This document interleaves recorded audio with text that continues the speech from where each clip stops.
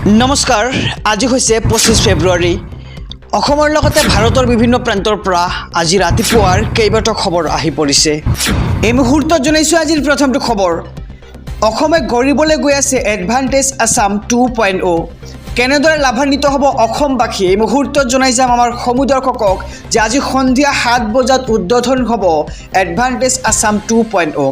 প্ৰধানমন্ত্ৰী নৰেন্দ্ৰ মোদীয়ে উদ্বোধন কৰিব এই সন্মিলন আৰু এডভান্টেজ আছাম 2.0ৰ বাবে অসমলৈ আহিব 45খন দেশৰ ৰাষ্ট্ৰদূত।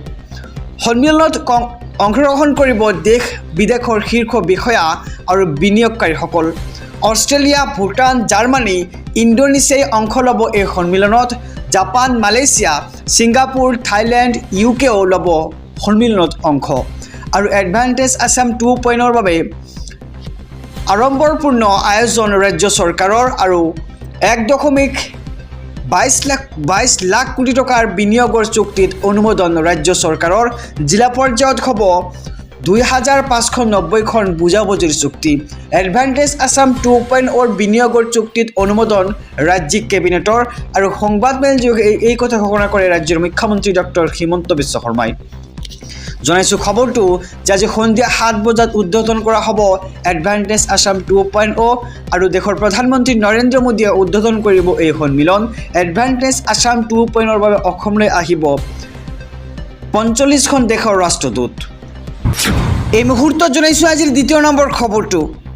10 বাজি পাৰ হ'ল, লাভ কৰিলেনে PM কিষাণৰ 19 নম্বৰ কিস্তিৰ ধন? যদি লাভ কৰা নাই তেন্তে অভিযোগ দিব পাৰিব আপুনি এটা ফোন নম্বৰৰ জৰিয়তে। 10 বাজিল, শীঘ্ৰেই পৰীক্ষা কৰক আপোনাৰ বেংক একাউণ্ট। কোটি কোটি লোকে লাভ কৰিলে 2000 কোটি টকা আজিৰ দিনটোতেই।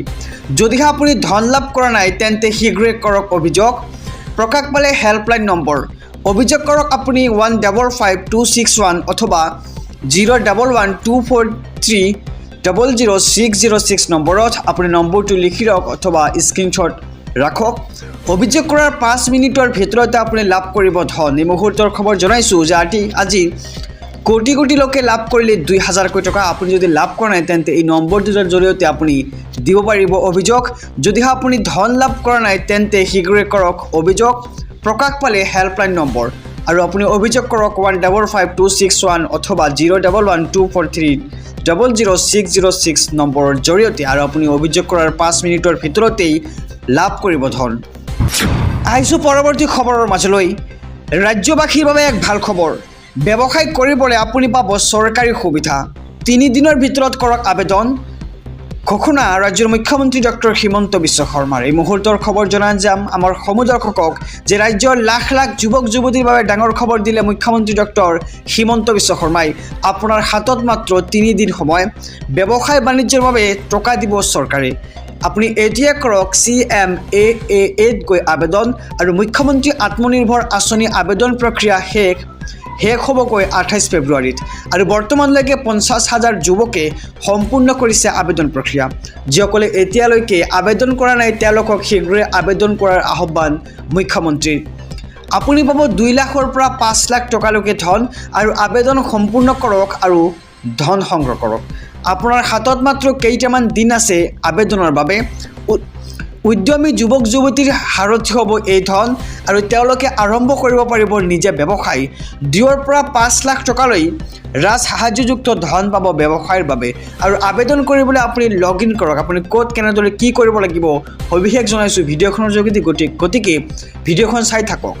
CMAA.assam.gov.in পৰ্টেলত যাওক আৰু ছাবমিট ইয়ৰ এপ্লিকেশ্যনত ক্লিক কৰক। তাৰপিছত তাতে তথ্য দিয়া থাকিব আপুনি কি কি তথ্য পূৰণ কৰিব লাগিব। সেইমতে আপুনি তথ্য পূৰণ কৰক আৰু প্ৰকল্প প্ৰতিবেদন আপলোড কৰক। আপুনি সেই টকা সংগ্ৰহ কৰি কেনেদৰে কি কৰিব তাৰ এটা প্ৰতিবেদন আপুনি আপলোড কৰিব লাগিব। তাতে সম্পূৰ্ণ দিয়া থাকিব, আপুনি তাতে গ'লে গম পাই যাব। আৰু তাৰপিছত ছেভ আৰু নেক্সটত ক্লিক কৰক। আৰু ইয়াৰ পিছতে অনুষ্ঠিত হ'ব সাক্ষাৎকাৰ, য'ত আপোনাক মাতি লোৱা হ'ব আৰু আপুনি ইয়াতে সাক্ষাৎ কৰিব লাগিব। আৰু 75,000 যুৱক যুৱতী নিৰ্বাচিত হ'ব এই আঁচনিৰ বাবে। ইয়াৰ উপৰিও 1 লাখ যুৱক যুৱতীয়ে ভৱিষ্যতে লাভ কৰিব এই আঁচনিৰ সুবিধা।